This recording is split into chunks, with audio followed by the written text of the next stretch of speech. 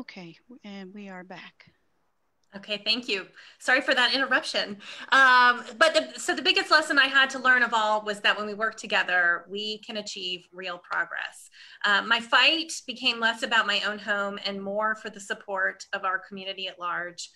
Through my advocacy work, I built the Coalition for a Diverse DeKalb, an affordable housing coalition that reaches every commission district in the county. I also now sit on the board of Project Community Connections, a rapid rehousing organization aimed at providing housing and wraparound services to those experiencing homelessness. And most recently, my husband and I took on the challenge of forming the Friends of Avondale-Dunair Park with a goal of expanding soccer fields for the Decatur YMCA and remediating land that was an illegal tire dump, which also just happens to be right down the street from where we normally meet for our DeKalb Dems meeting. In addition to continuing my work on smart development policies focused around transit-oriented development and affordable housing, my focus when elected will be on reducing traffic and expanding transportation access and options throughout the county. I will also work to ensure there is accountability and transparency in all functions of our county government. And of course, in light of COVID, ensuring essential services are not disrupted. But more importantly, what I hear most from constituents and elected officials alike is the desire for better working relationships throughout the county. I intend to run my office ethically, transparently, and with an open door policy. My background in consultative sales has honed my customer service approach of listening and problem solving. I truly believe that working together, we can achieve a well-functioning, forward-thinking DeKalb for all families. I invite you to visit my website to learn more about how we are going to do this at emilyfordekab.com.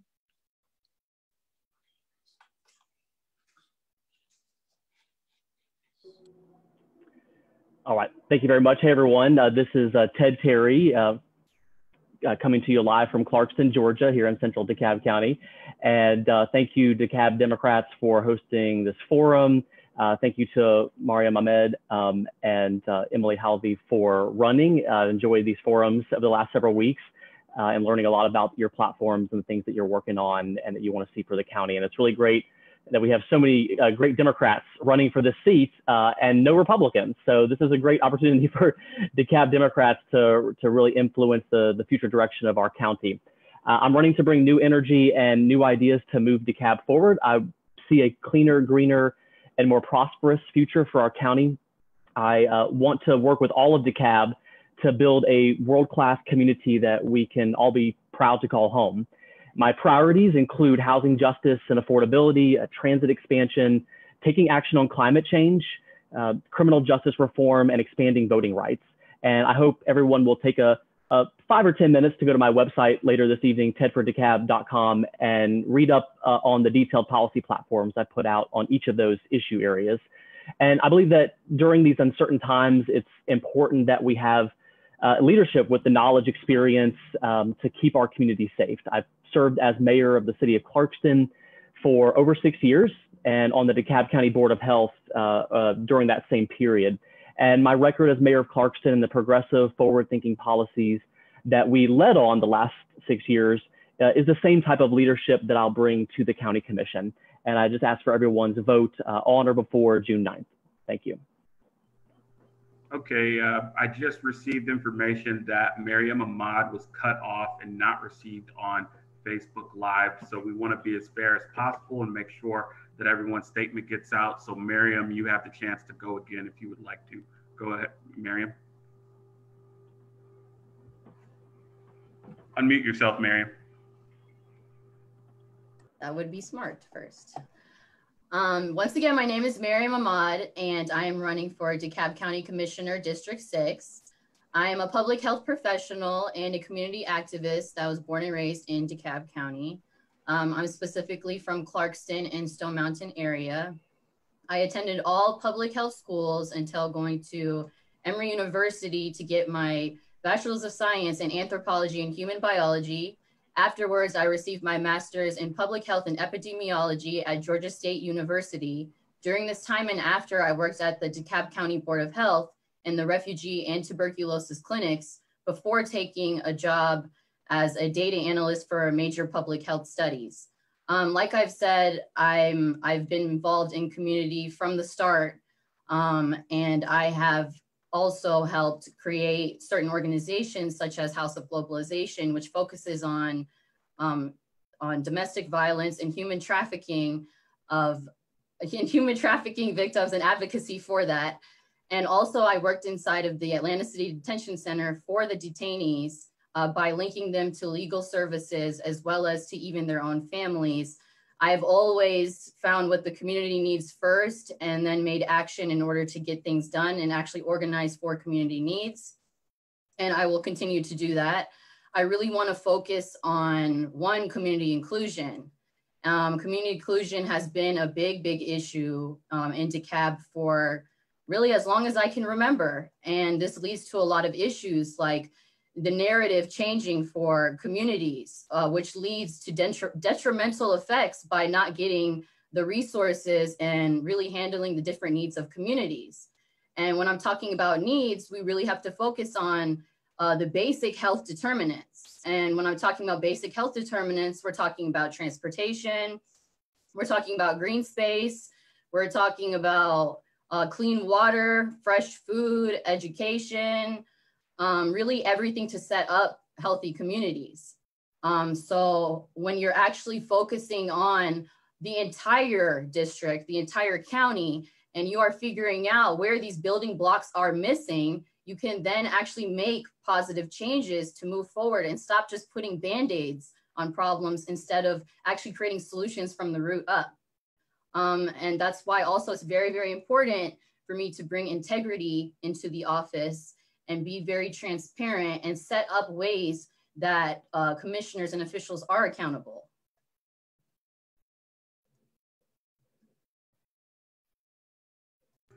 Thank you, Miriam.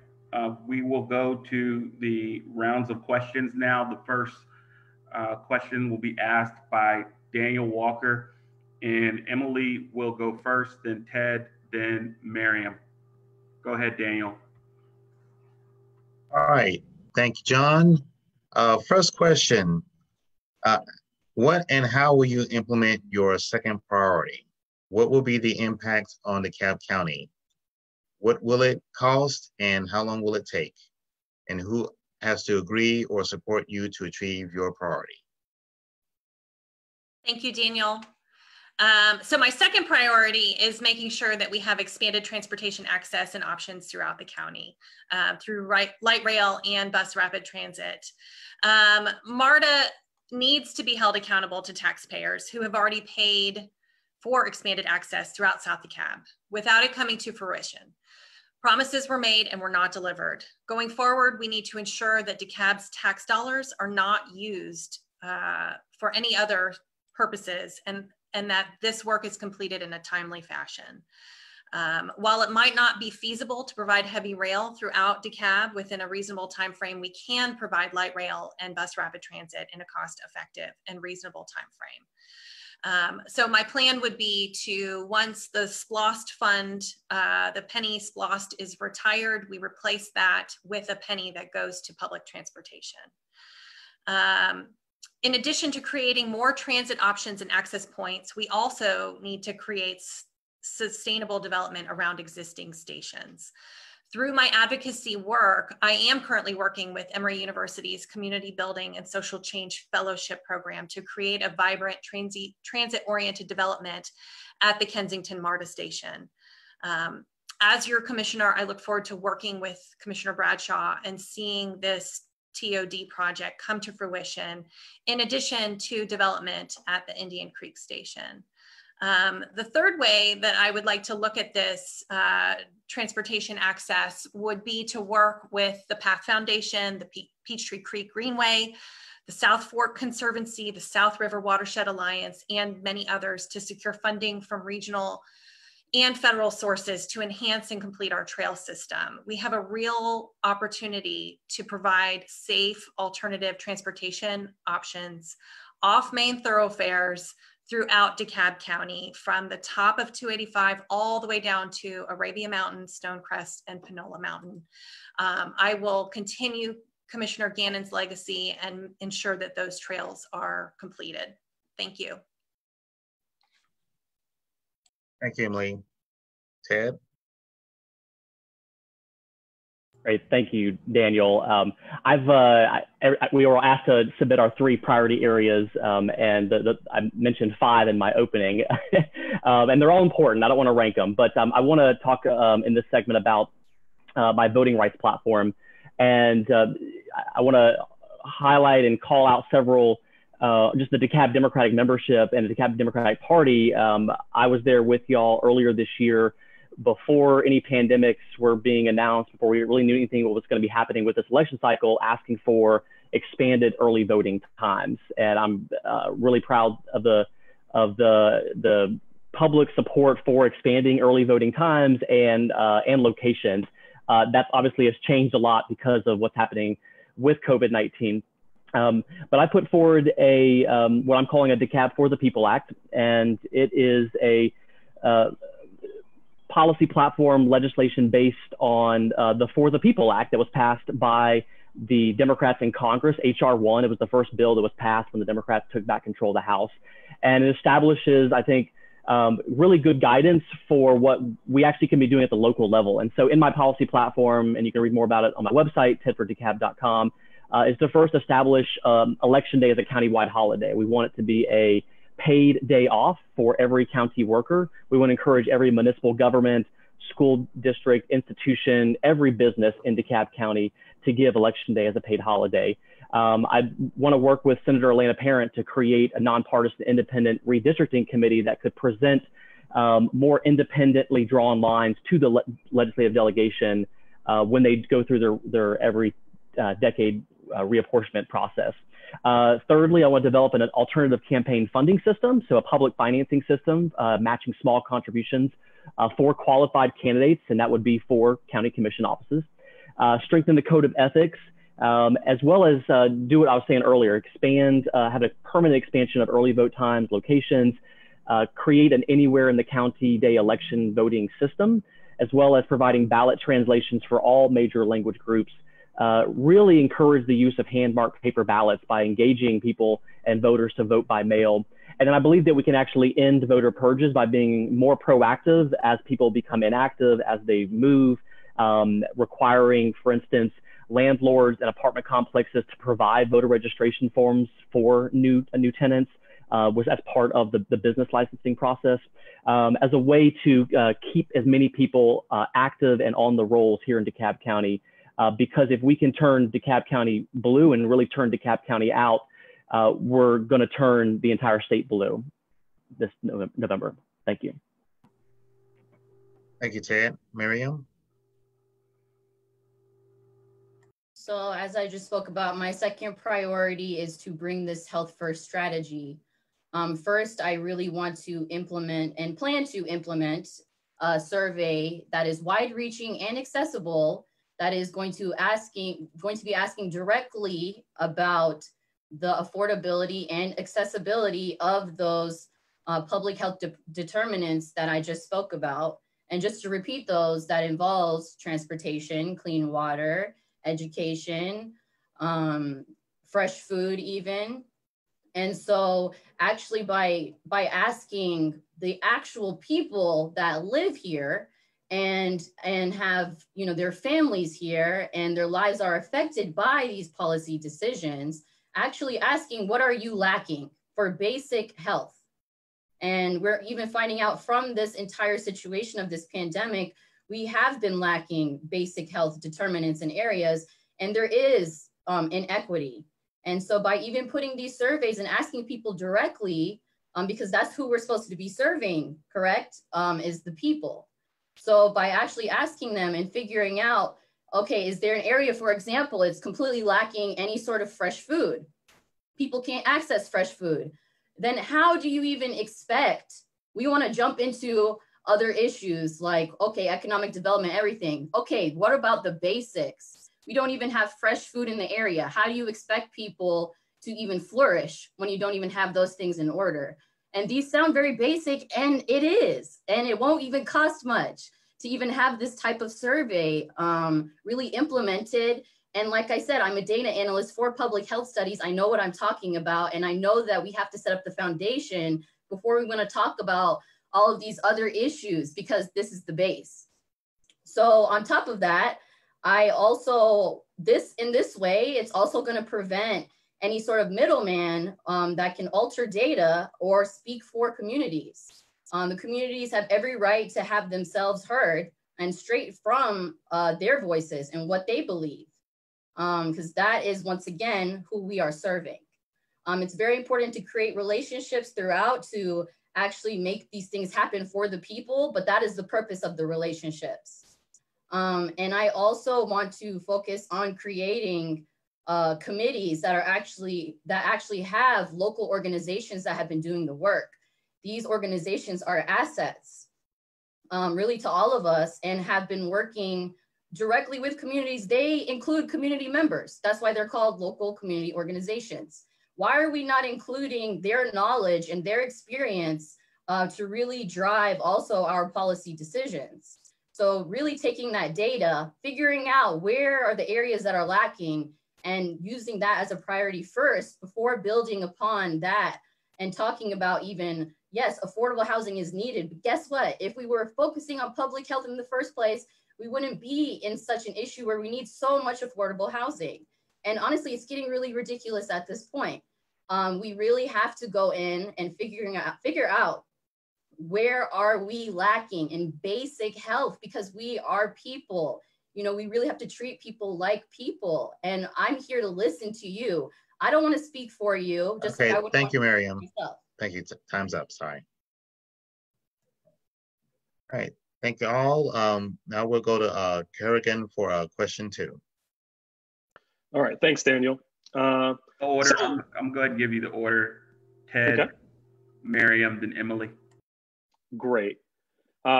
So my question is, in what ways and how will you implement your #1 priority? So will the impact of that priority be on DeKalb County? What's it going to cost? How long is it going to take? And who do you have to work with? Who do you have to agree with or support or have support you to achieve this priority?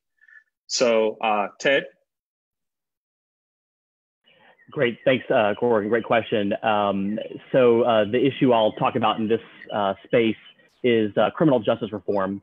And I'm proud of the work that we started in Clarkston. Clarkston years ago was known as the speed trap city in DeKalb County. And so we began, I think, in 2 ways to try to create a more community-centric police force. One, first by trying to actually hire more people from the local community. Number 2, we decriminalized marijuana possession, which even though we were challenged by Governor Deal for the legality of that ordinance, eventually was proven to be a good, sound, legal ordinance. And now 13 plus other cities around Georgia are following our model ordinance.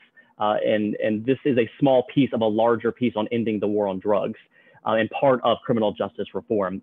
Clarkston also made a point to give out less tickets. There have been a lot of reports over the years, and Clarkston was included in one of them going back several years before I was even mayor, where 30 to 40% of the revenue coming into Clarkston and Doraville and I think there was a city down in South Georgia were being funded by the municipal court system. And I'm proud that every year that I was mayor, we gave less tickets and had less in fine revenues, even as we grew as a city from going from 8,000 people to 13,000 people.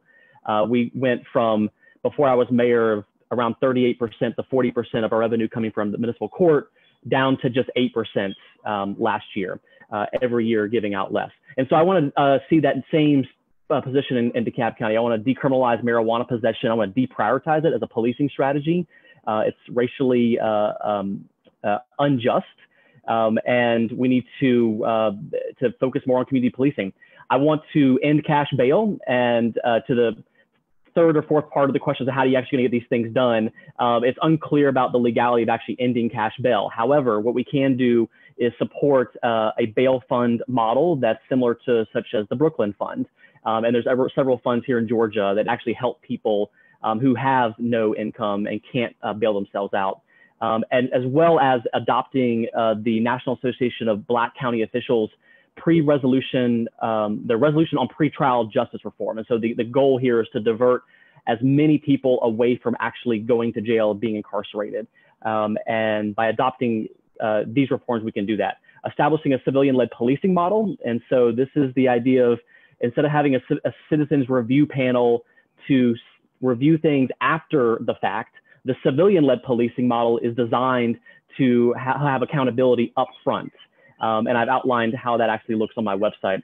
I believe that we should support incarcerated women, so making sure that DeKalb County Sheriff's annual budget is always including trauma-informed care, free basic hygiene items, and easy access to communication with their families. And the county, I believe, actually through this bail fund. Thanks, Ted. Thank you. Thank you. Thanks, John. Oh, oops. All right, Miriam. And so my first and second priority go together. So I'm just going to continue talking from my last point. So my first major point, like I was saying, is community inclusion. And I just want to go into, this might seem once again like a basic concept, but we really need to go into this because that's actually not what's happening. So until we can solve these basic issues, we can then understand where DeKalb County is even going. So I just want to really make a point that no matter how large of a majority or how small of a minority group you're a part of, and that means in any sense, you deserve to have your voice heard and you deserve to have your needs met by officials that you are also electing. And so since that has not been the case, that is why I am emphasizing this and why I'm saying why it's so important for a community inclusion. And so also the thing about public health is it's about prevention. And so we don't need to wait until things get really bad. And then we start running around trying to figure out how to create policies and other things. How about we figure out the preventative strategies to actually make it so these situations don't occur? We really can't be waiting for things to just, you know, fall off to actually take care of them. So once again, really surveying the areas and figuring out what is lacking and where. And from those surveys, you can identify exactly that. And you can use that real representative data. Because even when we're talking about the comprehensive plan or any of the other things that are created in DeKalb, we are talking about data. But that's pretty much all we say, data. And we got it from people. But how did you get that data? Where did you get it from? How did you tell the people about it? So in this way, let's be honest, we need representative data. And yes, I want to treat all of DeKalb as one unit, but we also have to be respectful that there are different communities and there therefore are different needs. So everybody needs to be able to have this equity. And until we can get on the same page about equity, what are honestly we even talking about past that? Thank you. Emily? Yeah, I just want to take a minute to counter something that Ted Terry brought up. A lot of the issues that he's outlined in his criminal justice reform policy are really based at the state level. In fact, the county commissioners have already signed a resolution and sent it to the DeKalb delegation to decriminalize marijuana. That is outside of the hands, because of some wacky ways the county was structured, outside of the hands of commissioners. And many of the other things that he outlined are within the hands of our district attorney, who is making criminal justice reform a priority. So my first priority, my very first priority, the reason why I'm running is to begin tackling smart development policies that address affordable housing, commercial development, healthy food options, sustainability, and create thriving, walkable communities regardless of our zip code. This is work that I've already been taking on with the Coalition for a Diverse DeKalb. 2 years ago, Emory University was commissioned by DeKalb to create a study outlining steps needed to address this issue. And this is work that my coalition has used as a blueprint for our advocacy work. I will continue to push for the policies outlined in this study, which includes the creation of a housing officer position to further develop and enforce policies related to affordable housing. The creation of a housing trust fund to support the development and preservation of housing. Targeted inclusionary zoning policies, particularly around transit and other public resources, and continue the work that I've already been doing to increase community development block grant funds on housing activities. Because of my advocacy and the work of my coalition, the county will see a 33.33% increase in affordable housing built in the county over the next 5 years. We've also supported and expanded the use of home funds for down payment assistance programs. Additionally, in light of COVID, we need to prioritize the use of community development block grant funds to provide critical housing assistance to ensure that impacted families remain stably housed during and after the COVID-19 crisis. But smart development policies, as Miriam said, are more than just creating affordable housing. It's about ensuring that there's access to food and jobs and transportation, education. I look forward to working with the other commissioners and the DeKalb Development Authority to encourage economic development in the county, to bring in jobs, and in particular, working with Commissioner Lorraine Cochran-Johnson to support her efforts in combating our county's food desert problems. Thank you. Thank you, Emily. And because you countered something that Ted said, Ted gets a 30-second rebuttal. So go ahead when you're ready, Ted.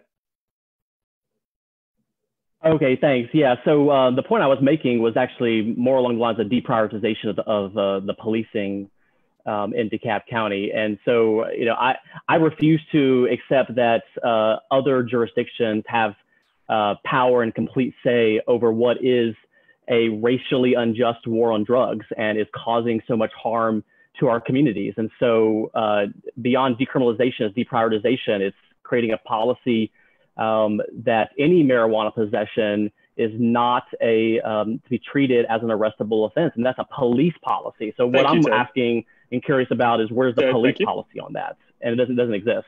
Thank you, Ted. Yes. Yeah, thank you. So with that, I will pass the mic back to Daniel for the next question. Thank you. All right, thanks, Corregan. All right, third question. What and how will you implement your third priority? What will be the impact on DeKalb County? What will it cost and how long will it take? Who has to agree or support you to achieve this priority? And with the order, we'll start with Emily, then go to Miriam, then Ted. Thank you. So my third priority is ensuring that there is complete transparency around our sewer repairs and that these repairs are completed in a timely manner. I have spoken with several developers, including Habitat DeKalb, who want to build in this county, but cannot tie into the sewer lines. This is holding up the economic development and affordable housing that we all need. Work is currently being performed countywide, but not quickly enough, and the work only covers priority areas, which make up just 1/3 of our sewer lines. We need to create incentives for fast-tracking repairs, set metrics and benchmarks for completion of each sewer line, and if contractors can't meet the county's completion goals, they should lose the contract. It's clear that we won't hit the deadline set forth in the consent decree and will likely see an increase in sewer rates. So we need strict accountability in place with concrete plans and performance expectations to complete these upgrades. And we also need to make sure that funds are earmarked for future inspections and repairs and that they aren't used for other purposes so we don't fall into this situation again. And again, we need to continue the work of the repair on these non-priority lines. Quite honestly, DeKalb County needs to do a better job of protecting our waterways, and these spills flow directly into the South River watershed, which currently has the default use designation of fishing. I would like to see us become better partners with the South River Watershed Alliance and help support their efforts rather than be their adversaries. And I support the creation of a sustainability council and a natural protection council that will serve as a citizen-led expert board, which would review policies and make recommendations on new programs to further engage in sustainability practices and ensure the protection of our natural resources, including our watershed. Thank you. Thank you, Emily. Miriam? So yes, my third priority is also bringing integrity to the office. And so like I've said before, and I don't mean to repeat myself, but it's very important, so I shall. So really having really reaching out to everybody, once again, including community in the actual decisions that are affecting their lives and the lives of their children, their families. And really building that, that's gonna build some trust. If you're actually asking people directly and not just showing up when you want their vote, because we can see from the way that we campaign, we understand it, we can definitely reach voters when we want to. So I wanna take that same energy when actually entering office and continuing that to actually build the relationship with the community again, because let's be honest, the reason why we even have to talk about integrity and transparency is because it has not really been happening. And not to say that's all of the officials, but many officials, and even our entire, ethics situation, ethics board, everything that's even happening with that, it really just comes down to, let's be honest, this is not about us. This is not about our own egos and personal gains or anything. This is about the people. And once you have that intention and you have that character to really focus on that and understand that it's not about you and it's really about making a difference, and especially for the futures to come, because if we can make these changes right now, we can make the changes I'm talking about right now and figure out where we need to make these basic improvements in the infrastructure, then we can actually really figure out how we can keep up these healthy communities. And we won't be in a state where also officials are making decisions about our lives and we don't even have a say. And also, I feel like that is a big part of being a commissioner as well, and an official, is when you are speaking out even to other officials that are making bad decisions for people. Your job is to speak up for the people, and that is what I intend to do. All right, thank you, Miriam. Ted? Great, thank you very much. So the issue I'll talk about here is action on climate change and climate justice.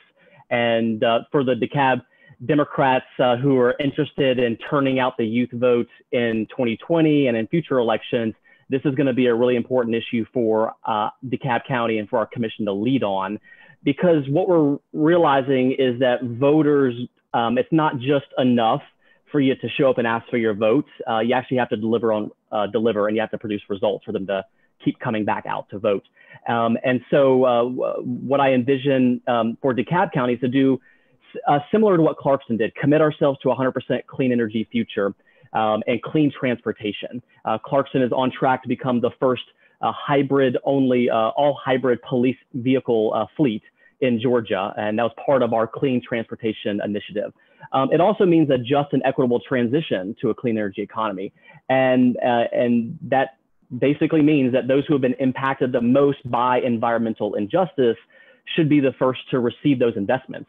And so in Clarkston, we were able to secure a grant, for instance, with the Candida Fund, to provide energy efficiency improvements on people who are fixed income, low income individuals.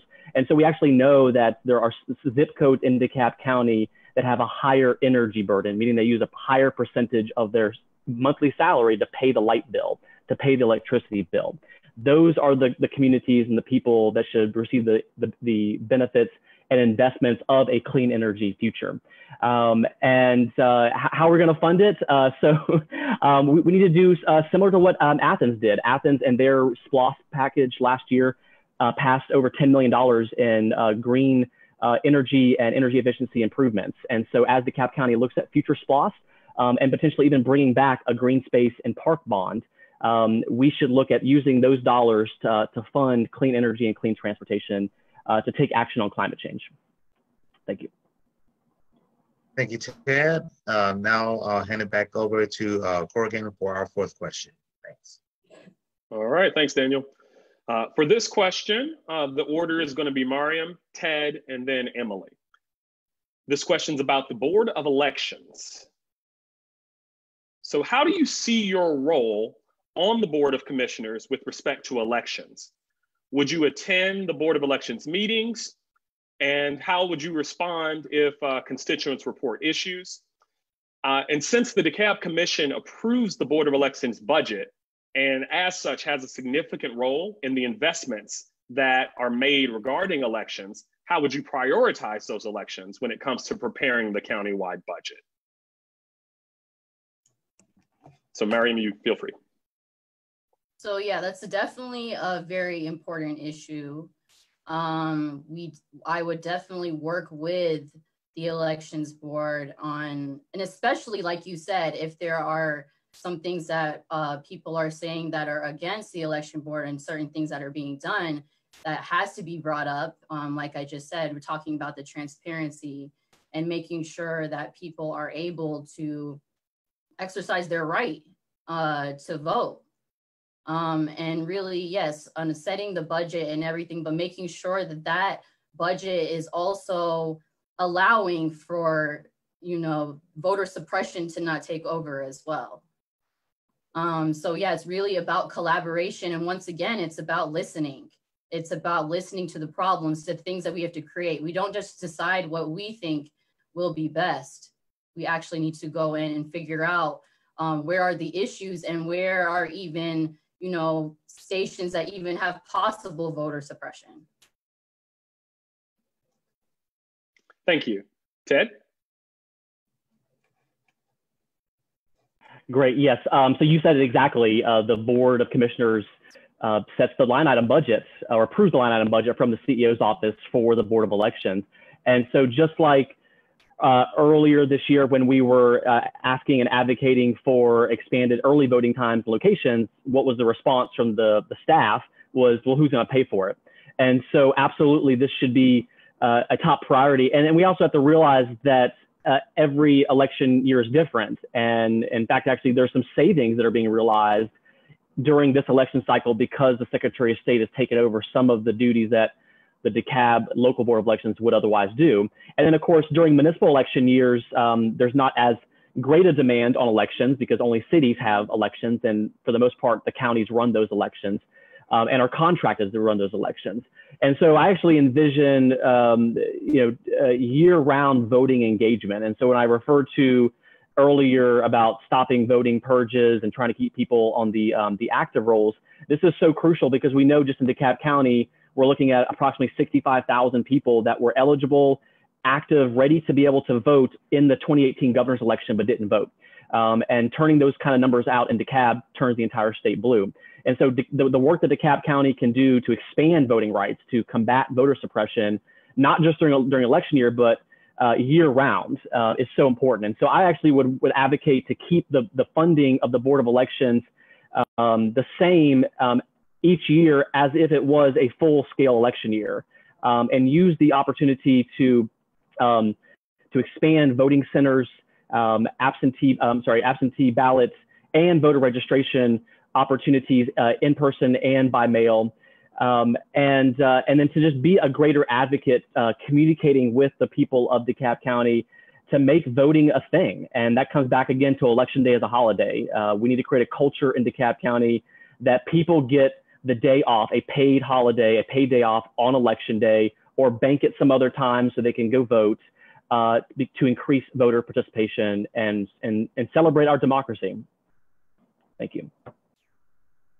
Thanks. Emily? Yep. So first, I just want to say that I support CEO Thurman's executive order to extend essential worker status to voter registration personnel, elections, and poll workers. So we do have a chance to vote in person if people choose to do so. The other thing I would like to see is more transparency around our Board of Elections. I know other counties have increased dollars going to elections. We know here in DeKalb that if every registered Democrat turned out to vote, we could turn the entire state blue. So I would like to see us look at whether or not, for instance, Gwinnett, with their increased funding allocations, actually resulted in increased voter turnout. I'd also like to see funds allocated to make sure that we have language access for everyone who is registered to vote. But again, the bottom line is we need, just like with the Board of Ethics, we need transparency around our Board of Elections. Thank you. All right. Thanks to everyone for your answers. And I will hand back to Daniel. All right. Thanks, Corregan. All right. For our fifth question, what what will you do to support revitalization efforts in the southern portion of DeKalb County? I'm sorry for not giving you the order, Daniel. It's Ted, Miriam, and Emily. Ted, Miriam, and Emily. Yeah. All right. No problem. Go ahead. Great. And then, sorry, the question was, say that again, please. The question is, what would you do to support the revitalization efforts in the southern portion of DeKalb County? Gotcha. Okay, great question. So number one, I would support the Metro South CID's effort at revitalization. They've put together a really comprehensive plan, overlay district. I know there's some changes that want to be made to that, supporting the project at Black Hall Studios, for instance, to bring more local jobs to Southwest DeKalb. So that's number one. Number two, the larger, I think, issue and the inequities between North and South DeKalb and Central DeKalb have been around transit. And so as we talk about, and I'm supporting the 1 penny MARTA scenario in the DeKalb County Master Transit Plan that would extend rapid transit to South DeKalb and all the way out to Stonecrest Mall and fill in a lot of the gaps in the rest of the county. And so this is a huge aspect when you talk about mobility, when you talk about where new investment dollars are going, when you talk about just trying to allow people to save money and not having to have a car payment or car insurance and all the things that go along with just having to deal with the automobile culture we have in Metro Atlanta. These are ways that we can create economic development, save people money, take more cars off the road, which will clean our air up, and we'll be healthier because of it. And so the plans put forward by Metro South CID, I would support those, and then expanding transit to South DeKalb. Thank you. Thank you, Ted. Miriam? Yeah, so when I've spoken to some of the community leaders in South DeKalb, this was the main concern, was economic development. And yes, right now, as we know, Black Hall is the main issue, and all of the supporters of Black Hall are really a part of these. They're residents of the region that is directly in the area and that will be affected by this development. And they've been working very closely and are satisfied. I'm not speaking for anyone, but just from my understanding, are satisfied with what the development will also bring. Because for me, like I've said before, it's about what the community wants. And so if the community has already had this communication and they are deciding on what they would like, then we have to really go with the people. And so also, because it is actually adding to public health, my major thing is having incentivizing developers that are actually going to add to the public health of the region. So for example, I was told that there are not pharmacies, and also food deserts are a thing, and also transportation. And I understand that we constantly talk about how heavy rail is too expensive, but I mean, how long are we going to keep saying that it's too expensive? Because in reality, it's an investment. And if you're spending money on all types of other transportation throughout time, then we really need to go back to that idea once again and really figure out how we can make that happen. Because we are expanding as a city and more areas are getting more developed, and we can't just sit here and pretend like we're not growing and not have an efficient way to travel. I'm just saying, somebody who's ridden MARTA my whole life, you know, there were moments also where the bus was not always, you know, it can't always be where it needs to be at that time because it comes to many other different factors. So also, if we want to grow just like other places, then we have to focus on that transportation, and I want that heavy rail. All right, thank you, Miriam. Emily? Thank you. My vision is multifaceted and diversified. We have to use all the tools that we have at our disposal to address revitalization and economic development, particularly in South DeKalb. I've spoken with many residents who are desperate for more retail, and more so they are frustrated with empty promises. As a small business executive, I understand the importance of meeting supply for demand. I've spoken with another number of suitable developers who are also frustrated with the inefficiencies of the county, deterring the types of developments that we need. So we need to revise and create policies and programs that make it easier for developments that have community buy-in to come to fruition in order to create the vibrant, walkable communities that our residents want and deserve. And let's face it, retail is not what it used to be. Strip malls and shopping centers are empty throughout the country, not just DeKalb. Retail sales, especially now, have shifted to online sales like Amazon, which actually leaves an opportunity for small local businesses.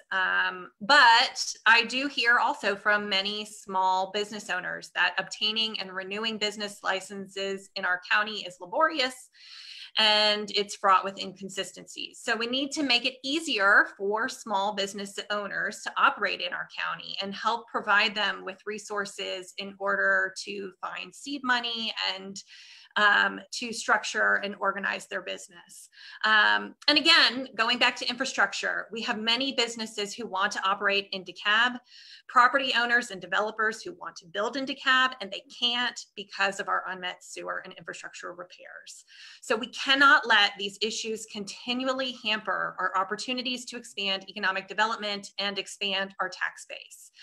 So I look forward to working hand in hand with our DeKalb Development Authority and the other commissioners to create tax incentives and recruit new businesses to our area. We as residents understand the value of our county, and it's time that the marketplace gets on board too. Thank you. Thank you, Emily. Thank you, candidates. Now I'll turn back over to John for the next portion of our forum. Thank you, Daniel. Thank you. We're going to go to the closing statement. In the closing statement, you'll get 2 minutes and 30 seconds. We will go in reverse alphabetical order. We'll start with Ted Terry, then Emily Hallaby, then Miriam Ahmad. So go ahead, Ted, with your closing statement. Great. Thanks, John. And thanks to all the DeKalb Democrats watching on Facebook Live. And thank you to our House District chairs for organizing this. Really appreciate the conversation. I'm really excited about the future of DeKalb because I know we've got great candidates running here for this seat. We have a chance to win the first district for the Democrats as well. And I think there's a lot of opportunities here in DeKalb to really work closer together. And one thing I meant to mention earlier is just bridging that divide between the county and the municipalities. And this is something that I have observed firsthand by going to the monthly DeKalb Municipal Association meetings and the Policy Council with all the mayors and city managers every month for 6 years, hearing about the challenges that cities have interacting with the county. And so I want to take that experience from the city perspective, bring it to the county, and hopefully help bridge that divide. Because when I hear from residents in municipalities, some say they never even wanted to be in a city, others say they created the city to get away from the county. But regardless of the reasoning behind it, we all live here, we're all in DeKalb County, and I want us all to be proud that we're calling DeKalb County home. And so we need to be supporting each other. And so I want to help bridge that divide. I also want to continue the work across the region. And this is another aspect of what I hope that I can bring to the county commission. That's just the relationships with people and elected leaders in the city of Atlanta and Fulton County and Rockdale and Cobb and Gwinnett.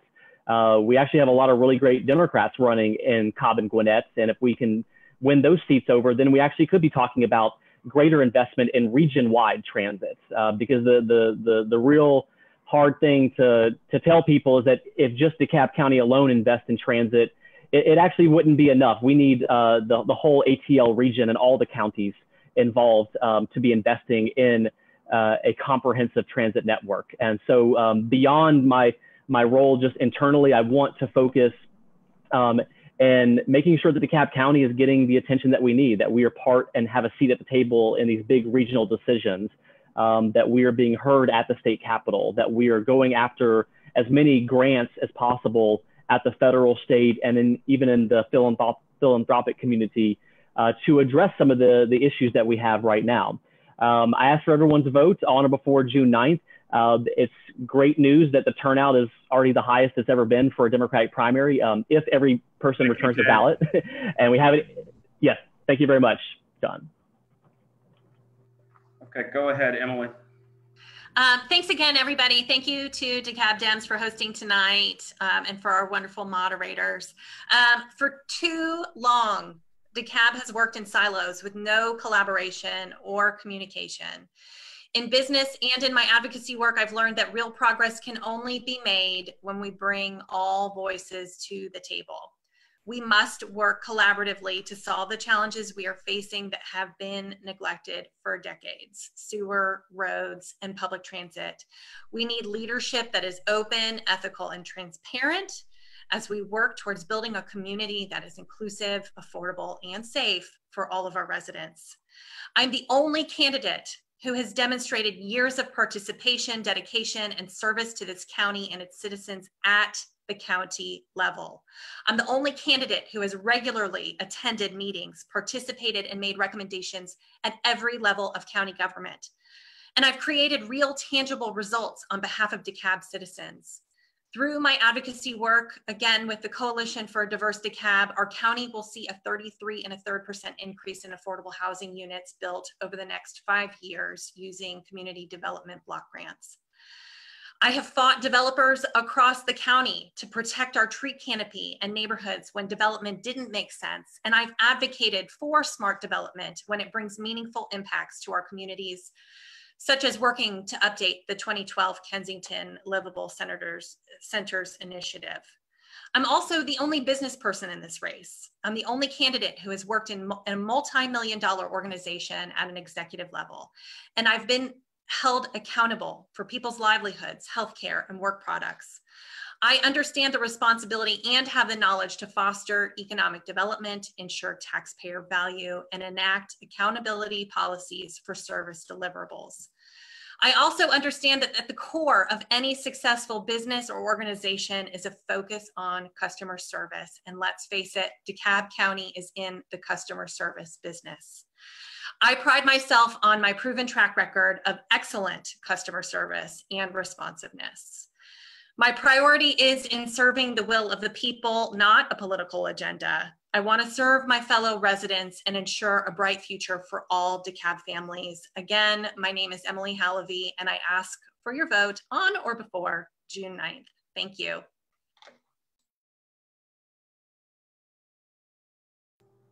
Go ahead, Miriam.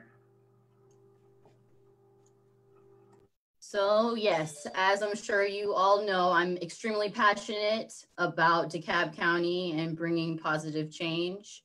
And I'm really done with dealing with issues that are very basic that we don't want to address. And also getting away from actually creating some equity, especially health equity. As I speak, the cases are still going up. But, you know, there's really not even that much attention on that anymore. So once again, my focus is really for the people and creating change and also making sure everybody is represented, because I know how it is when your voice is not heard. And I want to make sure and ensure that there is nobody in any region of DeKalb that is not being heard and their needs are not being met. So I'm very, very focused on that. And I am the only public health professional here. And I understand the degree of those public health determinants and how that actually does affect your life. It affects your family's life. It affects everything. It is politics.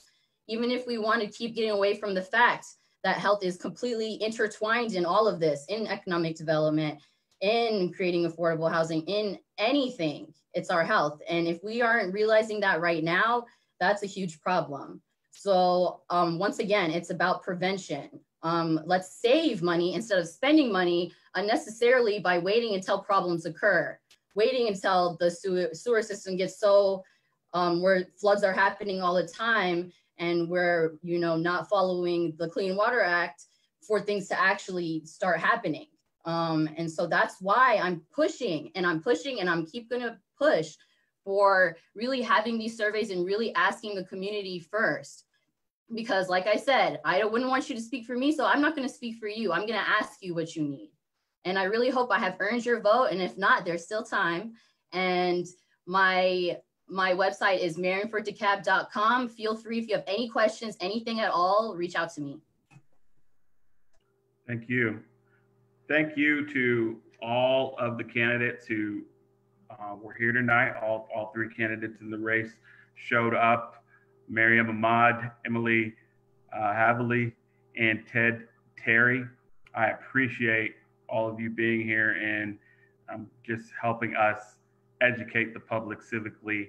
Thank you to the moderators, Daniel Walker and Corregan Brown, for all their hard work they do as Democratic Party activists.